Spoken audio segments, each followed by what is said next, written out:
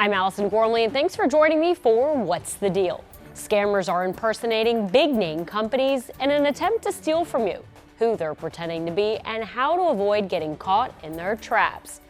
And understanding food ingredients can be difficult. That's why apps exist to help you out. I'll tell you how one of them works and what experts want you to know ahead of time. Plus, federal student loans are seeing changes as a result of the One Big Beautiful Bill. When those changes will kick in. Here's what's the deal with those consumer headlines and more. Getting emails or texts from big-name companies, they're easy to trust and click, but that familiar name is exactly how crooks try to steal your info.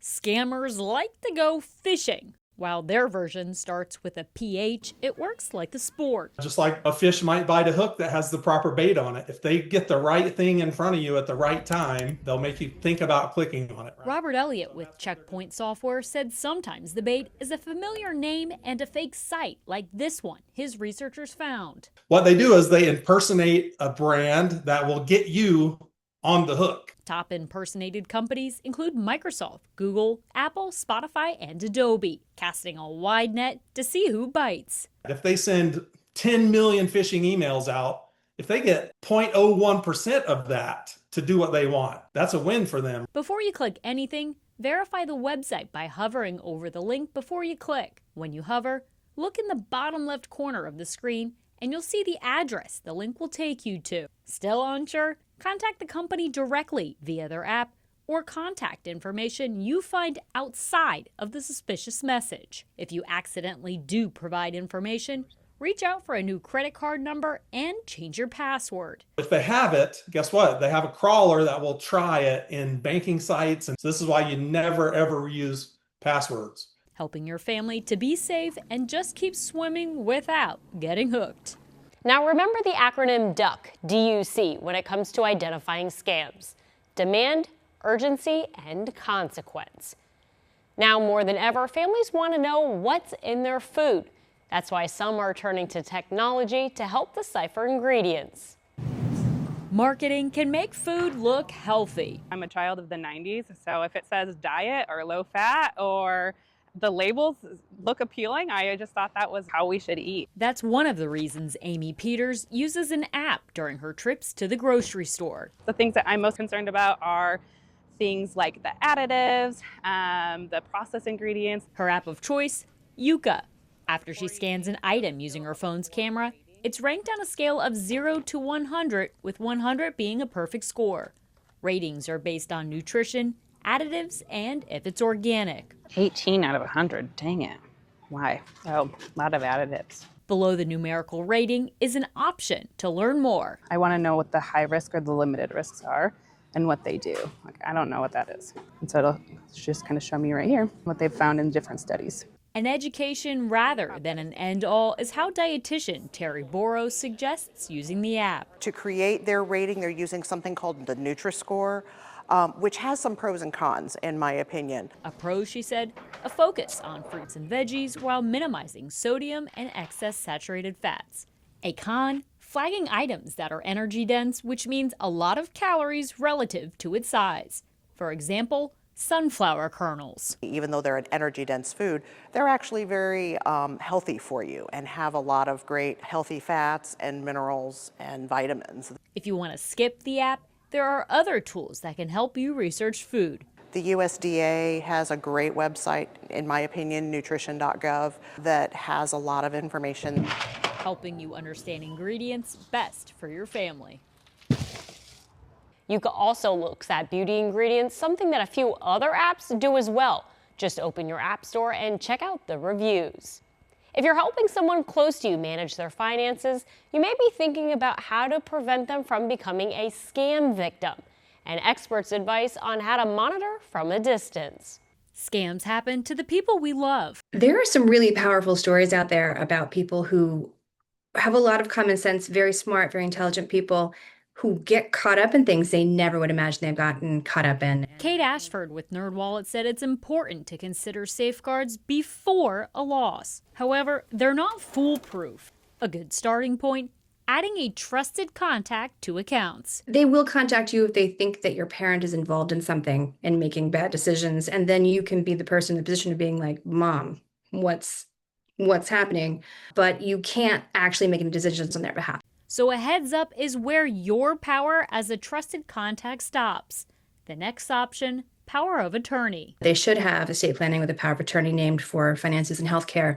And that is a person that can make decisions on your parent's behalf. It doesn't supersede your parent's decision unless your parent is incapacitated. And again, unless the criteria is met, a family member can still give away their money to criminals, setting up the framework to help spot red flags. If your parent trusts you, you can also be added to an account and monitor activity that way. Well, you might be throwing away shoes your parents or grandparents would have repaired, but repair shops aren't always top of mind. However, a fix can save you money while keeping the shoes out of the landfill a little bit longer. It's a family business fixing shoes. My grandfather was a shoemaker, and his grandfather was a shoemaker. Dad Dominic Mina and son Nick Mina run Hacky Instant Shoe Repair at the Greenwood Park Mall. Nick's been here probably, I'd say, since he was 13. The two take shoes, purses, and belts in rough shape and turn them into something new again. A lot of this stuff now is very expensive to buy new. So if you can double the life of them for a small repair fee, it makes it worthwhile. For example, leather cowboy boots that can cost hundreds of dollars. A lot of these come in because they're too tight in here, they're too tight in the calf. We open these up and put zippers in them. Sometimes we make the heels higher or lower. The straps are wore out. Mina said another reason customers come to them, they want to hold on to something special. People have their favorite purse or their favorite jacket or favorite boots, and they want to keep them. Yeah. We called a few cobblers to get some price ranges, and high heel replacements range from $15 to $25. Resold shoes between $40 and $125, a belt extension between $25 and $45, and finally a new purse strap, $25 and up. Fixing accessories when possible is also better for the environment. It's estimated the U.S. sent more than 9 million tons of clothing and footwear to a landfill just in 2018. That's almost 2,500 full garbage trucks every day for that year. A Mina mission to preserve possessions, the planet, and a family legacy. Cobblers can also resole sneakers if the bottom tread starts to get worn down. Coming up with school lunches for your kids can be a part-time job. That's why we brought in someone to help break it up with a bento box. The kids are back at school and you may need some lunch ideas. That's why we brought in Emily Klein. I love making quick, healthy recipes for everyone to enjoy. I actually have a nursing background as well, and when you eat well, you feel great. So one of the things we're going to do is a healthy spin on a PB&J. Why whole wheat bread over white bread? Whole wheat bread is less processed, is all around a better alternative than using white bread. We are going to be using a peanut butter. This is a no sugar added option. Really all you need is just a bunch of peanuts roasted up, and there's a perfect peanut butter option. And then we're going to be using an organic strawberry jelly as well. Then we're going to put our two pieces together. And to get that uncrustable type feeling, I just like to really press the edge down. If a spoon's easier, great. You can use a fork as well. I know they've come up with these little machines now on Amazon that you kind of clip them in there, the sandwich, and it adds the side as well. So really whatever you're most comfortable with. So this option looks a little bit more like a traditional lunch. This is a fun way to make a kid's Lunchable homemade.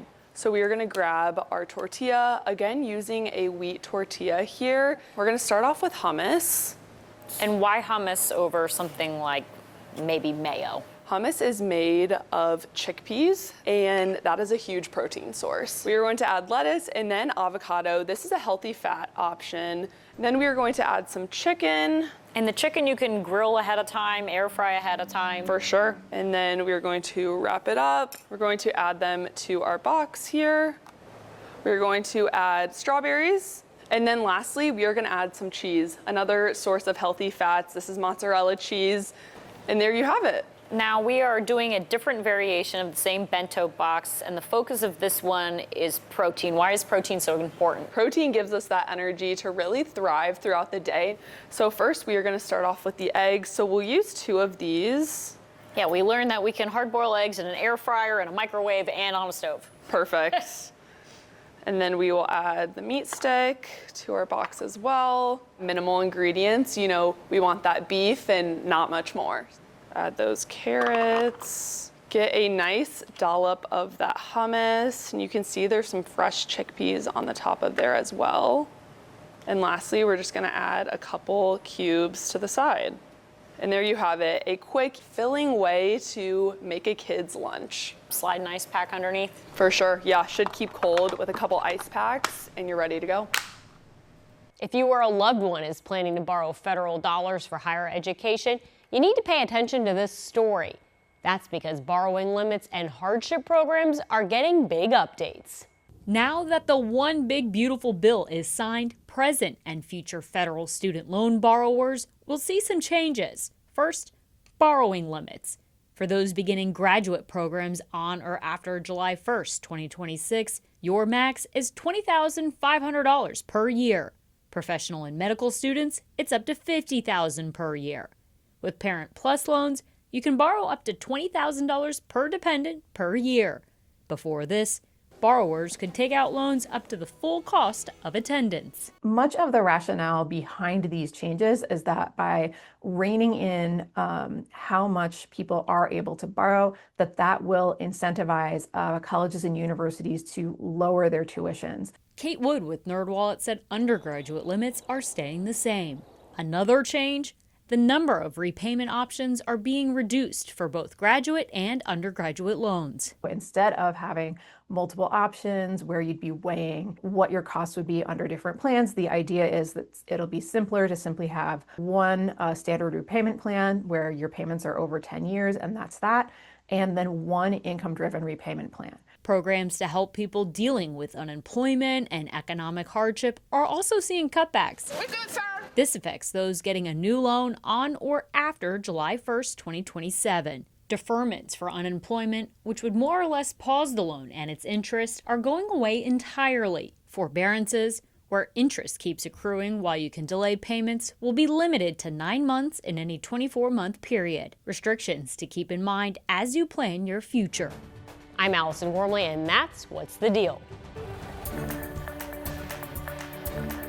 For more episodes of What's the Deal, go to our video on demand and click on Shows at the top of your screen. There you'll find past episodes of What's the Deal plus other shows on demand.